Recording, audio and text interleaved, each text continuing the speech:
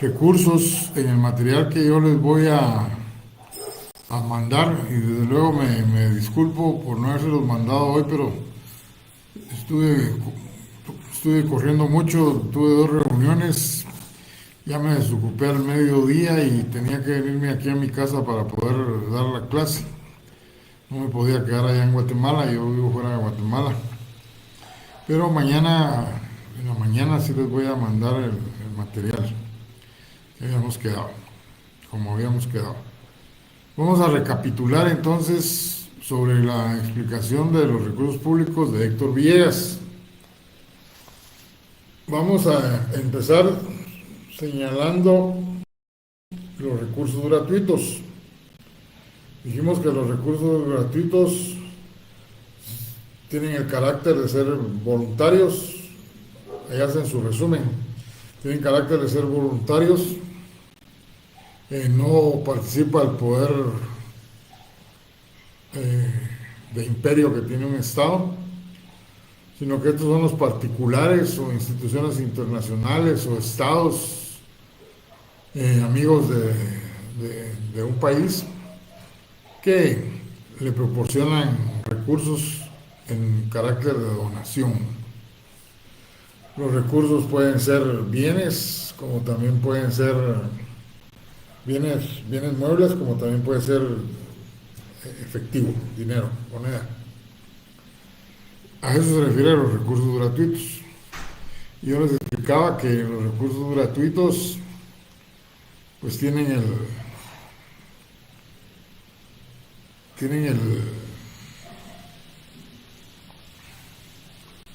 la situación esta de que en la actualidad, dice un autor, son una nueva forma de subyugar a los pueblos para después pedirles que realicen actos de acuerdo a sus intereses. Aparte les cité los recursos tributarios. Aquí sí actúa el Estado en el uso de su ius imperium, grabando la economía de los particulares, pero lo debe hacer atendiendo a su capacidad contributiva y con razonabilidad y justicia, para que realmente los particulares puedan cumplir con sus obligaciones. Yo desde el principio de clase del curso les dije que los recursos tributarios eran los impuestos, tasas y contribuciones especiales. Lo vuelvo a repetir el día de hoy. No voy a entrar en mayor explicación en este momento, porque más adelante en una clasificación tengo que hablar de ellos y lo vamos a ampliar mucho más cuando regresemos de los exámenes parciales, ese es el tema que nos va a tocar. Luego hablamos de las sanciones patrimoniales. Yo les decía que eso no son más que las multas que cobra un Estado cuando está tratando de imponer un orden legal. Y para que los que incumplen ese orden legal sean debidamente sancionados pecuniariamente, o sea, multas cuyo pago es en dinero. Yo les decía que en Guatemala las sanciones patrimoniales han cobrado mucha importancia desde la existencia del Código Tributario, porque antes existían las multas en cada una de las leyes que crean los impuestos, pero cuando se creó el Código Tributario se crearon multas a nivel general de todos los impuestos, con excepción de la Ley de Herencia, Legados y Donaciones y el impuesto del timbre fiscal, que tienen sus propias sanciones, pero por lo especial que son esos impuestos. Una de las principales sanciones que tiene el Código Tributario es que aquel que no paga impuestos, les decía yo, pues la sanción es el pago del 100% del impuesto omitido. Si lo ajustan por 1 millón y confirman después de todo un proceso, no un proceso, sino de los procesos a los que tiene derecho el contribuyente, pues va a tocar pagar el 1 millón del impuesto que omitió, más la multa del 100% del impuesto omitido, que sería otro 1 millón, más las multas. más los intereses que correrán desde el día en que debió de haber pagado a la fecha en que está pagando. A eso se refiere las sanciones patrimoniales. Bueno, también hablaba de los recursos patrimoniales. Bueno, voy a hablar más despacio para que lo puedan captar. Héctor Villegas divide los recursos patrimoniales en dos, los bienes de dominio público y los bienes de dominio privado. ¿Cuáles son los bienes de dominio público? Él dice que son todos aquellos bienes sociales, son todos aquellos bienes en que todos los miembros de una sociedad pueden disfrutar de ellos. Estos pueden surgir por causas naturales o artificiales, o sea, con la participación del hombre. ¿Y cuáles son ejemplos de estos bienes de dominio público? Los ríos, los lagos, los museos, los jardines botánicos, los parques, entre otros. Y lo especial de estos bienes de dominio público es que no pueden ser objeto de apropiación privada. No pueden ser usados en forma individual, sino que son para el uso de toda la sociedad que así lo quiera hacer. Y aquí viene a colación algo que yo no me recuerdo por qué, pero lo mencioné, que es la cuestión de los ríos. Hay muchas entidades que producen determinado bien y entonces necesitan agua para que pueda desarrollarse. Y entonces tienen una primera cosecha en invierno, pero sacan una segunda cosecha, pero esto ya lo hacen extrayendo con bomba agua de los ríos. Y esto lo que provoca es un verdadero problema para las gentes que viven más abajo por donde pasa el río, porque ya no les llega agua. Otros que se ha detectado que fábricas que lavan envases y que han sido envases con cuestiones tóxicas, que al final para la gente que utiliza esa agua de los ríos, que vive en las riberas, pues les produce enfermedades. Yo les contaba que existe una ley de aguas, un proyecto de ley de aguas en el Congreso de la República, pero que ha estado engavetado por mucho tiempo, debido a que afecta a determinados intereses económicos. Se ha hablado al respecto en esta nueva legislatura, que todos esos proyectos engavetados y que son de beneficio social van a ponerse de nuevo en la mesa para su discusión. Ojalá sea así, para beneficio de todas estas comunidades. Los bienes de dominio privado son todo lo contrario. Estos bienes son aquellos que sí pueden ser enajenados, que una persona particular los puede tener en uso, en una forma totalmente individual. Y este autor, Héctor Villegas, divide los bienes de dominio privado en bienes de la propiedad mobiliaria y bienes de la propiedad inmobiliaria. Como su nombre los dice, los bienes de la propiedad mobiliaria son todos aquellos bienes muebles que el Estado posee. Y dentro de esto les cité a ustedes las acciones. Dentro de las empresas que han sido privatizadas, el Estado de Guatemala se ha quedado con acciones. Y la empresa eléctrica tenía acciones. Hay un banco también que es semi-privado, el Estado tiene acciones. Y el beneficio de esos bienes, pues son los dividendos, decíamos ahí en clase, que perciben al final de cada ejercicio como producto de las ganancias. Y los bienes de la propiedad inmobiliaria, que se refiere a bienes inmuebles, pues el arrendamiento de las tierras, la explotación de bosques, las concesiones de minas, todos aquellos bienes que el Estado concesiona para que lo exploten entidades de la iniciativa privada, nacionales o extranjeros. Incluso, incluso el Estado puede rentar inmuebles para la creación de bosques.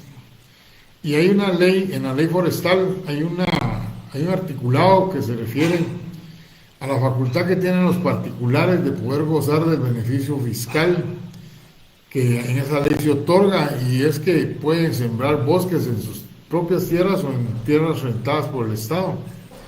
Y todo lo que gasten desde la siembra, crecimiento de los bosques, de los árboles que sembraron, todos esos gastos pueden ser deducidos del impuesto sobre la renta. Y tienen la facultad de poder después comercializar esas maderas y volver de nuevo a sembrar. Es un círculo durante el tiempo que les ha sido autorizado.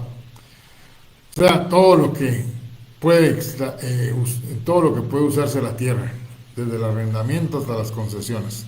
Esos son los bienes de la propiedad inmobiliaria. Bien. Luego se refiere a los recursos de empresas estatales. En la doctrina, varios autores dicen que el Estado es un mal administrador. No es el Estado de Guatemala, no, el Estado, en general los estados son malos administradores. Y se ha demostrado aquí en Guatemala con creces. Sin embargo, los estados siguen creando empresas. Y en todo el mundo. ¿Por qué? Si son malos administradores. Pues ahora, de la explicación de esto, creo que lo vamos a entender. ¿Qué es una empresa estatal? Pues son consideradas unidades económicas de producción en las cuales el Estado produce bienes y servicios, ya sea para el mercado nacional o internacional. Esa es una empresa estatal de industria o comercio. Una empresa estatal en general.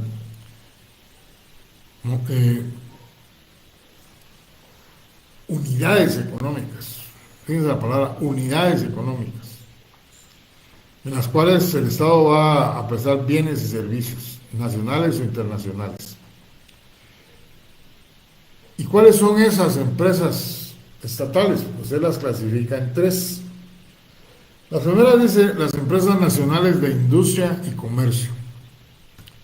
Estas son empresas que el Estado crea y cuya actividad generalmente ha estado en manos de los particulares.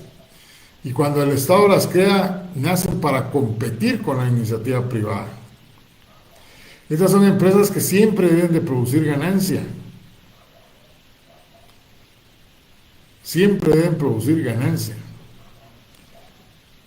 Y que el Estado las va a crear cuando hay signos de depresión, cuando hay debilidad de la inversión privada, por determinados fenómenos que estén sucediendo. Los propietarios del capital vienen y resguardan sus dineros, dejan de producir, por ejemplo, o no siguen construyendo. Entonces mucha gente se queda desempleada, y aquí es donde el Estado debe salir al rescate, creando, por ejemplo, empresas o construyendo empresas para dar en arrendamiento para que se instalen ahí industrias, por decir un ejemplo, privadas, o creando empresas comerciales propiamente o industriales. Lo importante de la empresa industrial o comercial del Estado es que le debe generar ganancias, porque no nacen para atender una necesidad, sino para competir con la iniciativa privada, cuando ésta incluso está actuando con demasiado, para lograr demasiadas ganancias, o sea, con demasiado lucro, y se le imposibilita el acceso a los particulares a esos bienes y servicios que ellos prestan. Entonces el Estado viene y compite con ellos creando esa clase de empresas. En Guatemala hay ejemplos. Yo les citaba Flomerca, les citaba Viateca, dos empresas prestando servicios ya con carácter externo, o sea, internacionales. Sin embargo, les decía yo el otro día, ¿cuáles fueron realmente las motivaciones? Porque Guatemala no estaba en ese momento en un estado de depresión. Tampoco existía ninguna inversión privada débil. Sin embargo, fueron creadas. Y muchos de esos bienes, barcos o aviones, aparte de los que tenían propiedad, eran rentados. ¿Cómo podían competir en la iniciativa privada con monstruos como, por ejemplo, líneas aéreas como Pan American o marítimas como Seaboard Marine, Crowley, Maersk, que son internacionales? Desde luego llegó un presidente y dijo: esto no nos está produciendo ganancias y las vamos a privatizar. Y lo que les generó, pues, fueron bienes de propiedad mobiliaria, que ya explicamos, o sea, acciones. O sea, para que surjan estas empresas deben de darse ciertas condiciones que generen ganancias, que haya un estado de depresión o se esté generando, o que la inversión privada sea muy débil o inexistente. Luego las otras empresas estatales son las de servicios públicos. Esto es todo lo contrario de las anteriores. Las empresas de servicio público deben de existir. Y deben de existir sin necesidad de generar ganancias. Porque estas empresas surgen con el propósito de atender una necesidad de la población. Ese es el propósito de una empresa de servicios públicos: atender necesidades de la población, y no es necesario que generen ganancias. Hay empresas de servicio público de electricidad, sanitarias, postales, portuarias, de transporte, de telecomunicaciones. Guatemala, pues, presta servicios públicos y tiene empresas de servicios públicos. Por ejemplo, la empresa postal Correos de Guatemala existió por muchos años, hasta que llega un gobierno y dice: no, vamos a privatizarla, y le otorgan concesión, y lo único que produjo fue que no se pudieran enviar telegramas, que no se pudieran enviar cartas, y todo esto, si se quería enviar, las tarifas eran demasiado altas. Esa concesión fracasó, tuvo problemas, y de nuevo el Estado de Guatemala ha tomado esa empresa de servicio, pero han sido hasta la fecha incompetentes en poderla poner a funcionar tal y como realmente debe de funcionar. No se diga de transporte ferroviario. Ya en alguna oportunidad yo les hablé a ustedes de que, por ejemplo, en Europa el transporte ferroviario es uno de los más importantes. Han inventado y funcionan trenes que funcionan a 450 kilómetros por hora. En España, por ejemplo, se llama el AVE. Pero no solo en España existen, ya en otros países europeos están. Y eso ha logrado la comunicación mucho más rápida del interior, de poblaciones que están en el interior, para llegar a la capital, para llevar sus productos o para realizar determinados negocios, etc. En Guatemala existía FEGUA, y siempre se le consideró la cenicienta del Estado. Sin embargo, aún así prestaba servicio de transporte y servicio de carga de Guatemala a Puerto Barrios. Y me acuerdo yo que allá por los 80 habían unas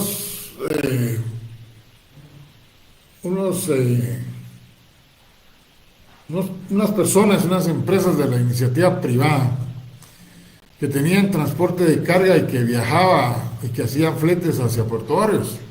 y sin embargo decían que era una competencia desleal la existencia del sistema ferroviario, porque las tarifas que cobraban eran demasiado bajas.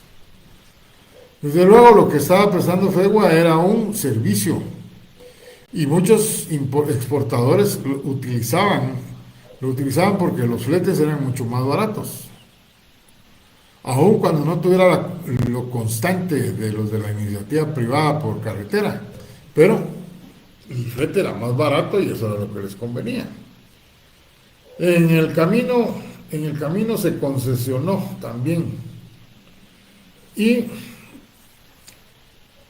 pasados los años, la empresa a la que se le otorgó la concesión dio por terminado el contrato y planteó su demanda por incumplimiento del Estado de Guatemala, que si mal no recuerdo tenía la obligación de entregarle toda la línea férrea para el suroccidente en condiciones de poder ser utilizado, o sea, quitar a toda la gente que ha ocupado esas áreas de aquí hasta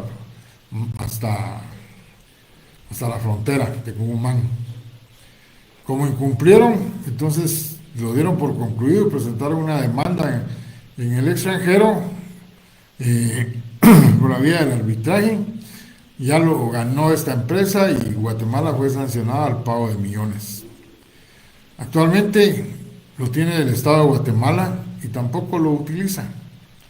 Yo les daba el ejemplo de poder utilizarlo de Amatitlán para Guatemala, a la ciudad, con la línea que está libre, como transporte de personas para desfogar un poco el tráfico que actualmente tenemos.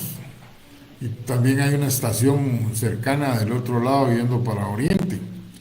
Sin embargo, no lo hacen, no aprovechan este bien, esta empresa que sí ha sido utilizada en otras épocas para beneficio de la creación de otra clase de empresas, como por ejemplo todo el transporte de piedra que sirvió para hacer la base del rompeolas de Puerto Quetzal.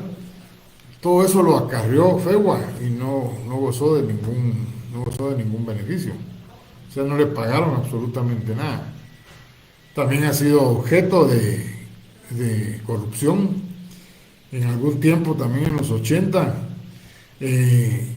un gobierno que sacó a licitación la compra de máquinas más modernas que las que tenía, y después de que terminó el evento, el primero que aparecía en la lista cumpliendo con las especificaciones y con el precio, pues sencillamente no se le adjudicó porque no se prestó a ninguna clase de negociación. Entonces se le adjudicó a un segundo, pero ese segundo tenía una máquina, ofreció máquinas que su peso era demasiado para la línea férrea existente en el país. Y sin embargo, aún así se le adjudicó y esas máquinas nunca funcionaron. Ahí se terminaron bajo esas galeras que están en la parte de atrás del Ministerio de Finanzas Públicas, unas máquinas de color azul. Y el final de FEGUA es que ahora es un museo y de vez en cuando se ve el pito de alguna máquina que se está moviendo de las antiguas. Podemos seguir hablando de empresas de servicio público, como también lo de las telecomunicaciones. Aquí, si bien es cierto, existía un Guatel, también es cierto que Guatel era centro de corrupción y pasaba más de 2 años para que a alguien le asignaran una línea.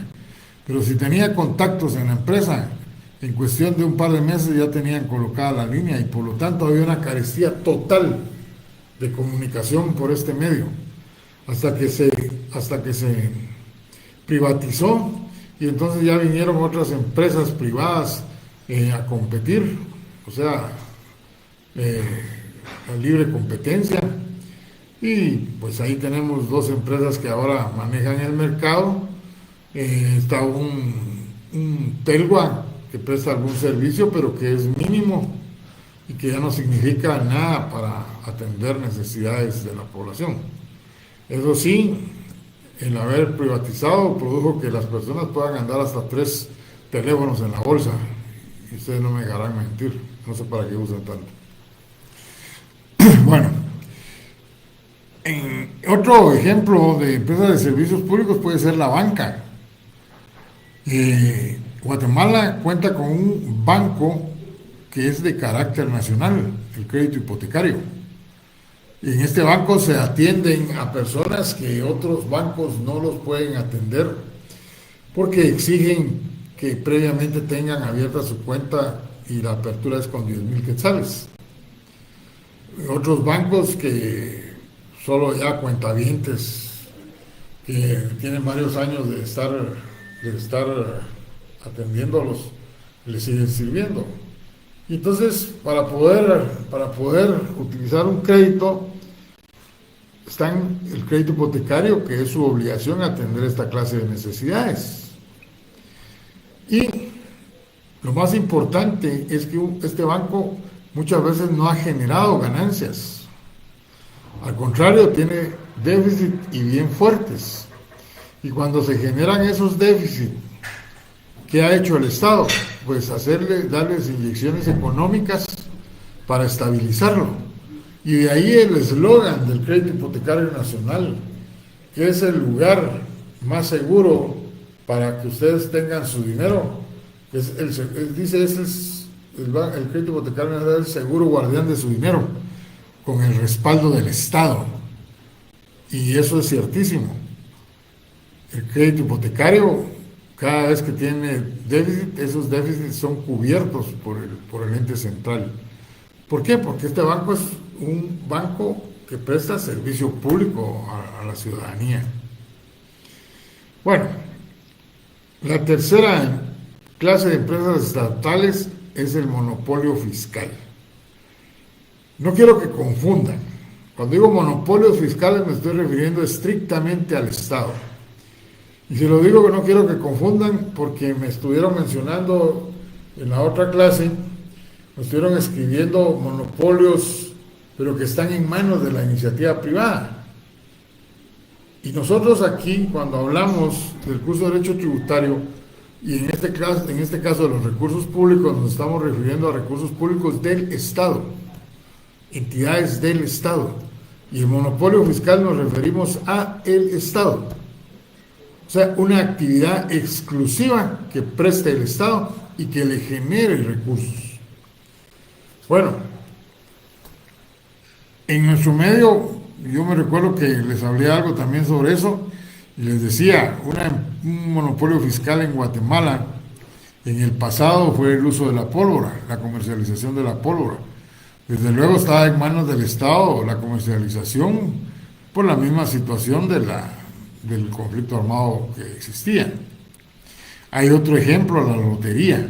La lotería estuvo siempre, por muchos años, en manos del Estado, fue un monopolio. Y era la famosa Lotería Nacional. Sin embargo, posteriormente el Estado empezó a dar autorizaciones para que fundaciones que estaban prestando un determinado servicio a sectores de la sociedad, pues les dio la autorización para que lo hicieran. Y así empezaron a surgir varias loterías, y una de las que subsiste a la presente fecha es la Lotería Santa Lucía, que todos sabemos cuál es el objeto de su existencia. Fueron tantas las loterías que en un momento dado la Lotería Nacional desapareció.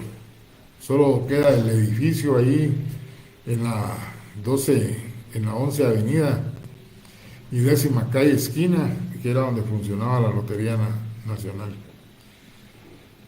Fue un monopolio fiscal en su tiempo.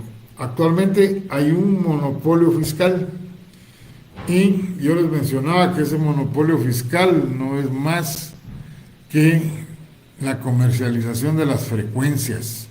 Existe una superintendencia de telecomunicaciones que es la responsable de estar sacando a subasta las distintas frecuencias que son propiedad del Estado de Guatemala. Había una última que se estaba discutiendo, una de las dos empresas más fuertes de Guatemala en telecomunicaciones. Al final no sé a quién se le adjudicó, pero también tienen el ejemplo de que ya las radios ya no son AM, sino FM, de frecuencia modulada, porque ya no actúan en lo individual, sino actúan como corporaciones y se someten a esos procesos de subastas para poder obtener esas frecuencias especiales y que desde luego suenan mejor. Eh, Alguien decía, el cemento es un monopolio. Sí, fue un monopolio, pero un monopolio privado. Ahora ya no, ni las cervecerías.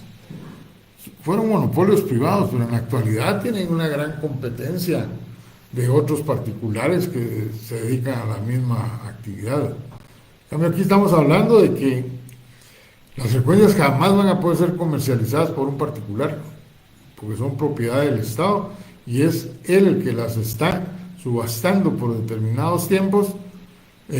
Una vez que concluyen los tiempos y no hay negociación, pues de nuevo salen a subasta y así sucesivamente. Y le siguen generando grandes millones de quetzales al Estado. Bueno, ya hablamos de las empresas estatales y hasta aquí. Las empresas estatales, los recursos patrimoniales, los recursos gratuitos, los recursos tributarios, Héctor Villegas los considera recursos de carácter ordinario. Ya explicamos cuándo son recursos ordinarios. Los dos que nos falta ver son recursos que él les da la calidad de recursos extraordinarios, que solo deben de surgir en situaciones de mucha necesidad por parte del Estado y que una vez que los crea deben ser provisionales y luego que se estabiliza la economía del país debe realizar todas las medidas necesarias para contrarrestar la inflación que en un momento dado pueden producir. O si no es inflación, pues el descontrol que puede producir en la economía, en las finanzas del país. ¿Cuáles son estos recursos? Pues los recursos monetarios y los recursos de crédito público. ¿Cuáles son los recursos monetarios? Pues los recursos monetarios son aquellos que surgen de la potestad que tiene el Estado de crear el papel moneda. Aquí el Estado está actuando en base a su ius imperium, una facultad exclusiva del Estado, como cuando hablamos el otro día de este tema. Cuando hablábamos de la clasificación de Giuliani von Rush con respecto a su naturaleza, hablábamos de la moneda. Entonces es una potestad exclusiva del Estado crear el papel moneda. Es una facultad única y que se desarrolla dentro de la actividad financiera del Estado. Pero los recursos monetarios se pueden analizar desde dos puntos de vista. Uno, el emisionismo como regulador económico y el otro, el B, emisionismo como medio de obtener ingresos. ¿Cuándo se usa el recurso monetario como un regulador económico? Cuando el Estado crea papel moneda en atención a la producción de bienes y servicios. Si hay más producción de bienes y servicios, pone más papel moneda en circulación. Si disminuye, pues disminuye, recoge dinero. ¿Cómo recoge dinero? Pues diciéndole a los bancos del sistema de la Junta Monetaria que ya no otorguen préstamos, sino que recojan los créditos otorgados, el capital, y que recojan los intereses. Y hasta nueva orden se podrán otorgar créditos. Desde luego, establece cuáles son las excepciones a esa disposición legal. Como medio de obtener ingresos, el emisionismo es cuando el Estado tiene problemas económicos, tiene déficit presupuestario, no puede cumplir con sus obligaciones y no le otorgan créditos o no se los autorizan o el Congreso no los aprueba. Entonces viene el Estado y hace uso de ese papel moneda que tiene en sus bodegas. que se supone que lo tienen que sacar o poner en circulación, en otras palabras, cuando hay una depresión, por ejemplo, o porque hay mucha falta de inversión privada, porque el Producto Interno Bruto ha caído, y entonces ponen en circulación papel moneda que no tiene el respaldo del Producto Interno Bruto, del PIB, o sea, la producción de bienes y servicios. Es como aquella persona que no le deben, no le han pagado, pero no tiene efectivo.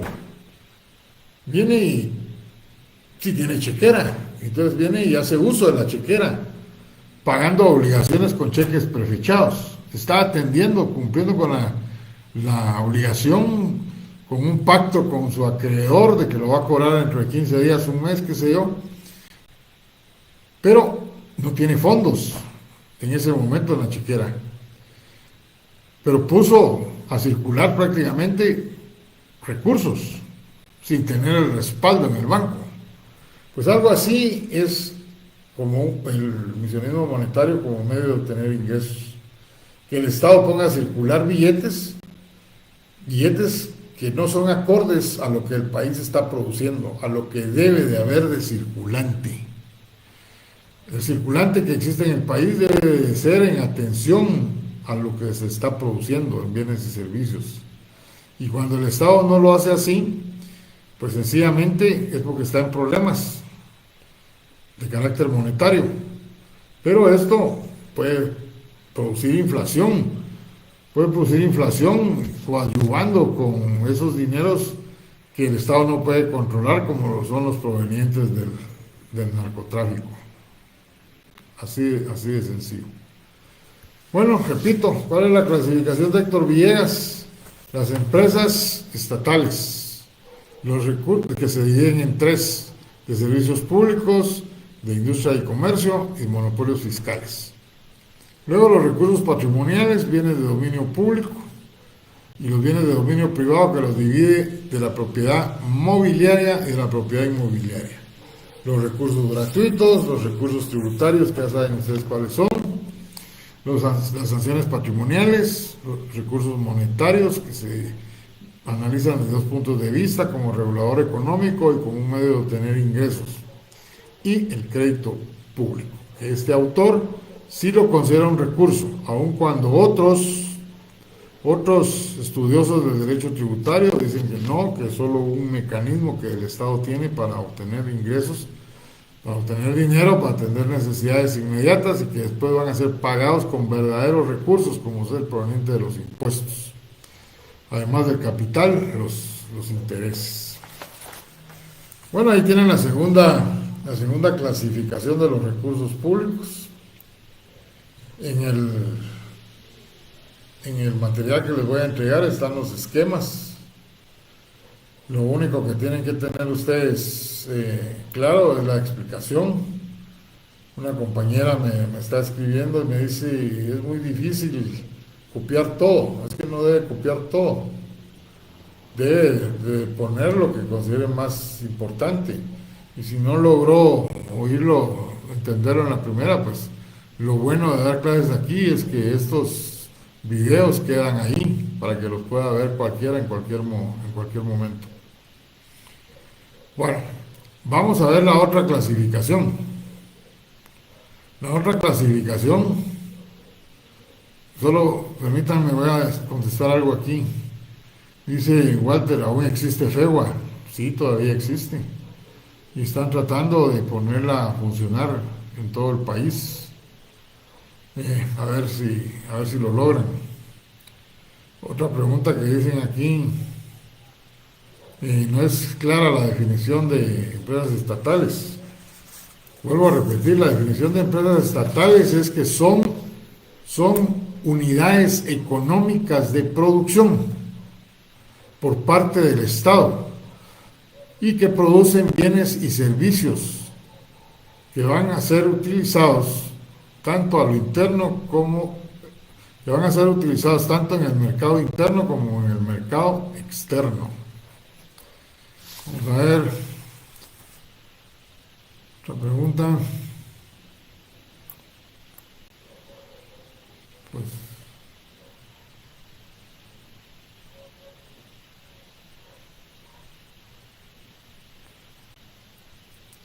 aquí Cristian hace preguntas sobre el examen, eso al final les voy a repetir lo que ya dije en otras oportunidades.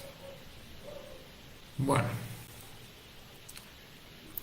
veamos ahora la otra clasificación, que es de un autor francés que se llama Maurice, o sea, Mauricio en español, en francés Maurice, se escribe Duverger, Maurice Duverger.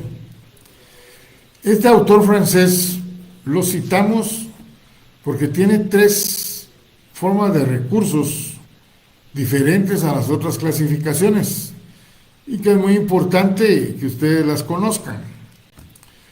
Mauricio Duverger, en su obra de Hacienda Pública, cuando habla de los recursos públicos, los clasifica primero en recursos patrimoniales. Y para él los recursos patrimoniales son las rentas de la propiedad inmobiliaria. También las rentas de la propiedad mobiliaria. O sea, prácticamente lo que Héctor Villegas cita en los bienes de dominio privado. Y por eso no voy a explicarlo, porque es la misma explicación. Pero él agrega las denominadas rentas de las participaciones financieras.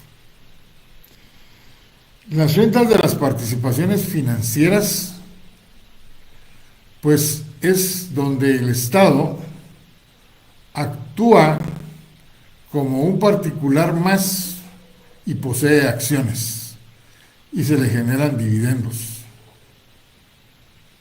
A eso se refieren las participaciones financieras, que Héctor Villegas lo incluye dentro de los bienes de la propiedad mobiliaria, pero este autor los pone por separado y dice rentas de las participaciones financieras, donde el Estado actúa como un particular más y dentro de las empresas privadas que está participando tiene derecho, aparte de esas acciones, aparte de esas ganancias con las acciones que posee, a que le paguen dividendos.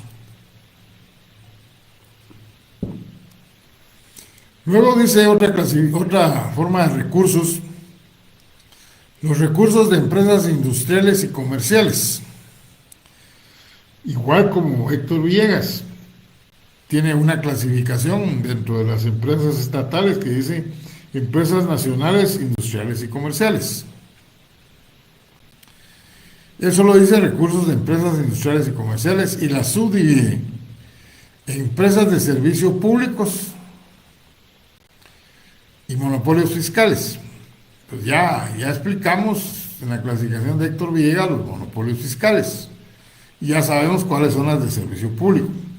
Pero él agrega una empresa más, una clase de empresa más, las denominadas empresas nacionales. ¿Qué se imaginan o creen ustedes que son las empresas nacionales? Díganme. No díganme, no, escriban. Alguien que me diga qué es lo que piensa que son las empresas nacionales. Mientras alguien me escribe algo, le contesto a Stephanie. Yo no puedo recomendar ningún libro. Mis exámenes se basan en mis explicaciones y en el material que les voy a entregar. Pero si quiere leer, ahí en la biblioteca está Giuliani von Rush, está Héctor Villegas, está Matos Benavente, Sergio de la Garza, me recuerdo que también están los libros de ellos. Pero el examen lo baso en las explicaciones que doy y el material que tengo. Bueno, ya Estuardo me escribió aquí que dice son las empresas estatales con participación privada. No, esas son las participaciones financieras, las empresas que sirven al Estado. Eso es tratar de buscar la lógica de decir empresas nacionales. Nacionales son del Estado, entonces se consideran entonces esas como empresas nacionales. Así las conocemos nosotros, pero este autor le da una explicación diferente y con mucha razón. Las municipalidades no. Las municipalidades son entes autónomos como la SAT, que realizan una serie de actividades totalmente distintas. Les explico. Las empresas nacionales, este autor Mauricio Duverger, dicen que son todas aquellas empresas que ha creado la iniciativa privada, que le generan recursos a la iniciativa privada, que pueden ser de cualquier clase, comercio, industria, o incluso algún servicio de alguna necesidad de los que viven en un estado. Sin embargo, viene el Estado, en base a que éstas considera que le han provocado un daño, viene y las nacionaliza. Es lo contrario de privatizar. Viene y las nacionaliza. O sea, las vuelve propiedad del Estado, habiendo nacido como empresas privadas. El primer caso que se conoció de las empresas nacionales, y por eso es que prácticamente la cita este autor francés, es que en Francia, a partir de 1936, recuérdense ustedes que fue cuando se desarrolló la Segunda Guerra Mundial, y entonces en Francia ya existía una empresa llamada Renault. Aquí en Guatemala hay carros de marca Renault. Pues esta empresa se dedicaba a la construcción de autos, construcción de otros bienes, también de aeronáutica, fabricaba armas de guerra. Y vienen y los propietarios se alinearon con los nazis, prestándole servicio a los nazis aún a sabiendas de que el Estado francés estaba ocupado por ellos.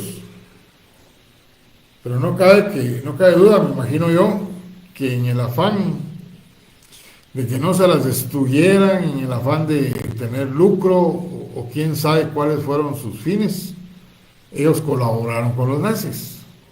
Y en 1945, cuando terminó la Segunda Guerra Mundial, esta empresa fue sancionada, convirtiéndola en una empresa nacional.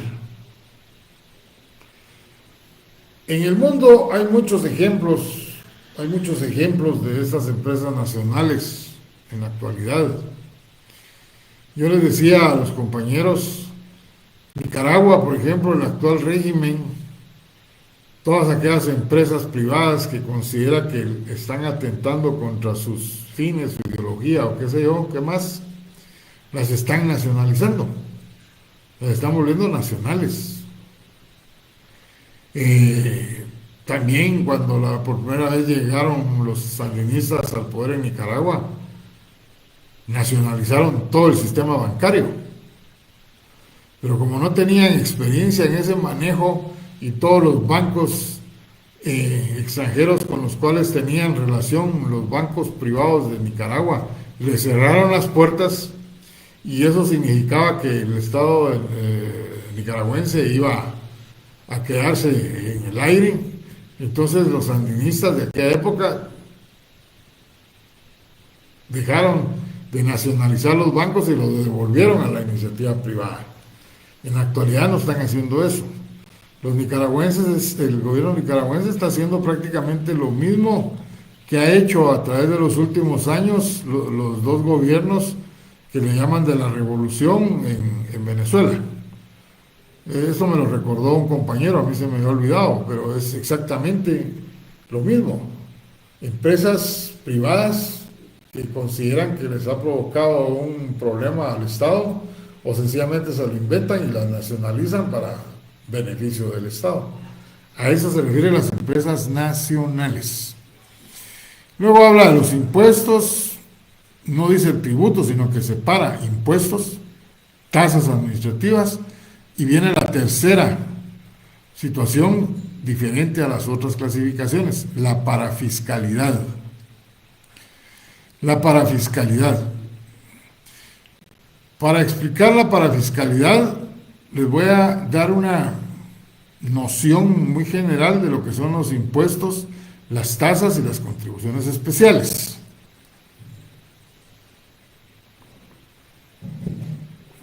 Los impuestos son pagos obligatorios que tienen que hacer los contribuyentes cuando se ubican dentro de la condición que señala la ley tributaria y no reciben nada a cambio, o sea, no hay ninguna contraprestación.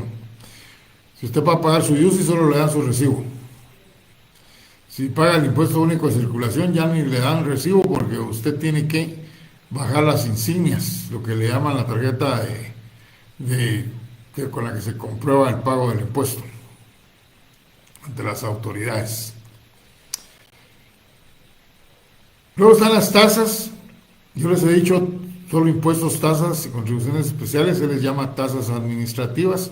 Cuando lleguemos a las tasas, a la explicación de las tasas en la teoría general de la tributación, pues ahí se van a dar cuenta por qué.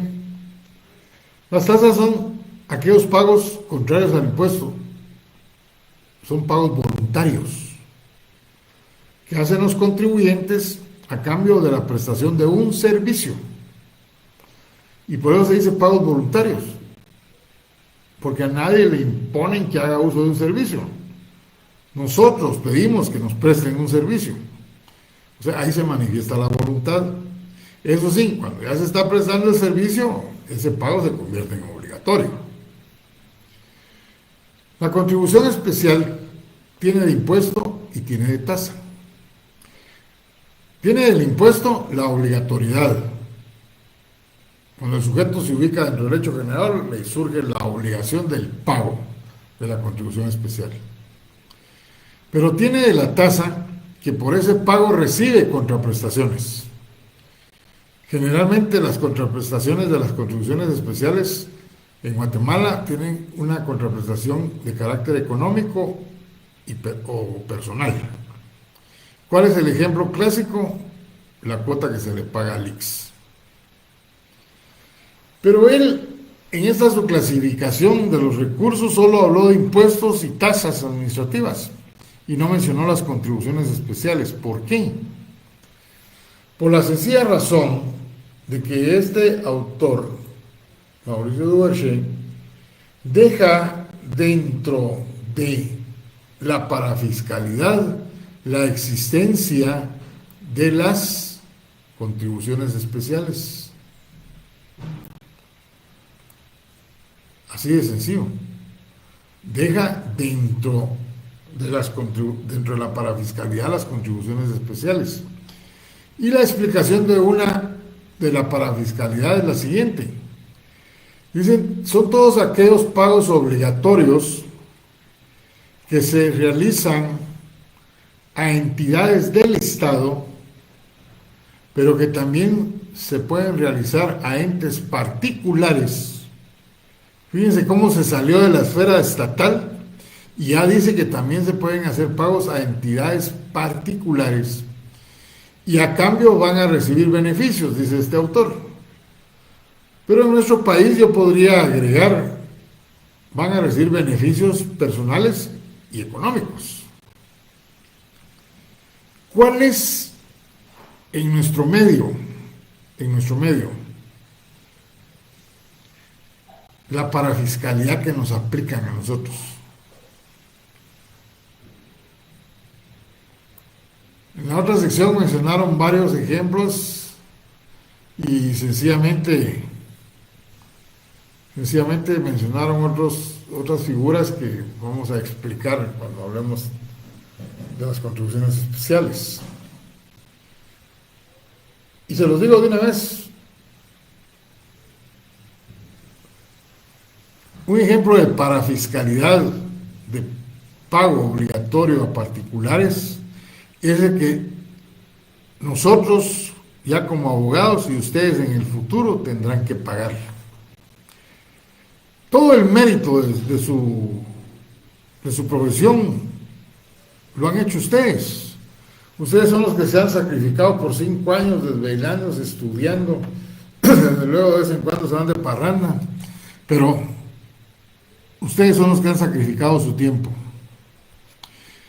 Van a cerrar cursos, el pensum, pero tienen que estudiar todavía para los técnicos, la preespecialización la tienen que tener ganada, luego la tesis y finalmente el día de la gran satisfacción para ustedes y su familia, cuando les toman juramento, les ponen el bonete, toda la vestidura que nos hacemos acreedores y firman el libro de oro de la facultad.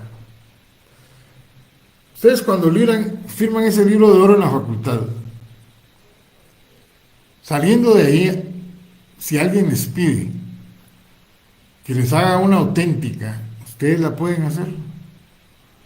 Si a los 5 días o al tercer día su familiar tiene un problema de un accidente y lo llama para que lo vaya a auxiliar a los juzgados, ¿ustedes lo pueden hacer? No pueden. ¿Por qué? Porque hay una ley que se llama colegiación obligatoria. Y entonces esa ley dice que para que puedan ejercer la profesión, deben de estar inscritos en su colegio profesional. Y una vez que estén inscritos, deben de pagar una cuota, que ha sido autorizada por la Asamblea de Abogados y Notarios de Guatemala. La pagan. Entonces ya pueden ejercer la profesión. Pero si la dejan de pagar, el colegio los inhabilita, ya no pueden ejercer la profesión.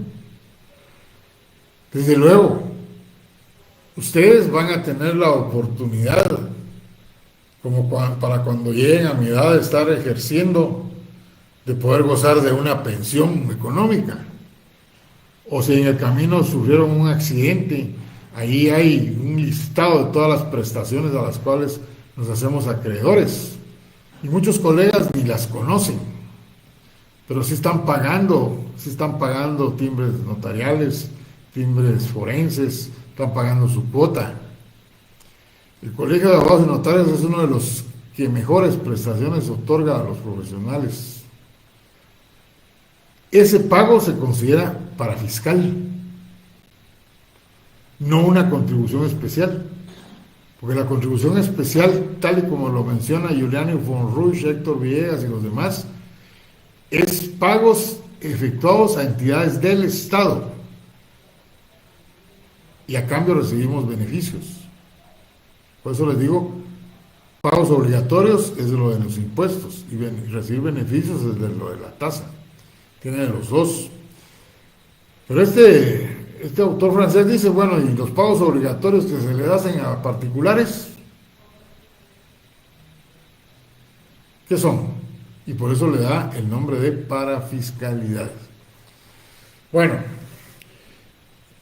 como ahorita hay más compañeros en la clase, voy a decir lo que dije al principio. Primero me disculpé por no haber enviado el material como ofrecí el miércoles, el día de hoy, pero estuve en 2 reuniones, ya salí muy tarde, y yo no vivo en la ciudad de Guatemala, sino afuera, y me tenía que venir para poder dar la clase. Pero mañana temprano voy a empezar a mandarles el material por esta vía. Pero sí es muy importante que de ese material voy a mandar el laboratorio de la ley de bancos y el laboratorio de la ley monetaria. Esos 2 laboratorios los voy a resolver el miércoles, después de dar la última parte de la doctrina que va a ser evaluada en el primer parcial. Por favor, quiero que lo contesten en lo particular cada quien, y yo les voy a dar las respuestas, y ahí sí ustedes podrán saber si los resolvieron de forma correcta o no. Iba a hablar del examen hasta el miércoles, pero ya que me lo preguntaron, vuelvo a repetir, el examen es teórico y práctico. 15 puntos de teoría y 15 puntos de práctica.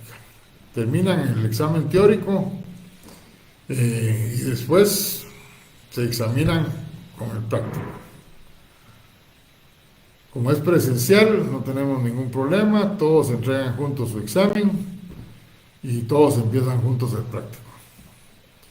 En el teórico no pueden sacar ningún documento, en el práctico pueden sacar sus leyes, y prohibida la comunicación. Bueno, creo que con esto estamos concluyendo nuestra clase. Y nos veremos el próximo miércoles. El laboratorio de la SAT se los voy a mandar el miércoles, pero ese lo voy a resolver el día lunes, como se los anuncié en clase. Muy bien, pasen buena noche y empiecen a estudiar, no lo dejen para última hora.